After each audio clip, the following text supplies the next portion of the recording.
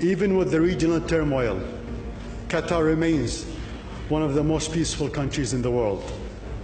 Despite the obstacles imposed upon us, including a full land, air, sea blockade beginning 5th of June of last year, Qatar secured new trade routes, accelerated economic diversity, and bonded together in unity. Qatar emerged stronger. We have continued to trade with the wider world. We have not missed a single shipment of liquefied natural gas during this time. This is vital to the rest of the world, as we are the world's second largest exporter of natural gas, and our exports ensure the stability of global energy supplies. By diffusing the impact of the illegal and aggressive measures imposed on our people, Qatar preserves its sovereignty. This failed blockade shows how small states can use diplomacy and strategic economic planning to weather the storms of aggression from larger, ambitious neighbours.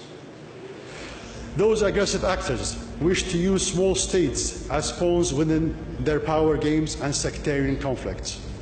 It is vital to the interest of the people of the Middle East to guarantee the independence and sovereignty of states like Qatar, which refuses to be forced to take side in the standoff between two entrenched camps. Preserving the sovereignty and the independent decision-making of countries like Qatar ensures accelerated development. Development like free media and free speech that the blockading countries insist we surrender. In front of this distinguished audience, I believe that it is time for wider regional security in the Middle East. It is time for all nations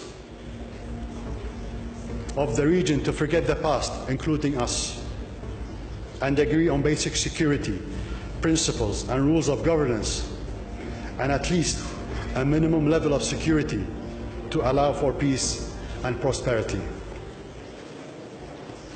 All nations in the Middle East, small and large, need to agree on a baseline of coexistence, backed by binding arbitration mechanism and enforced by the collective body of the region.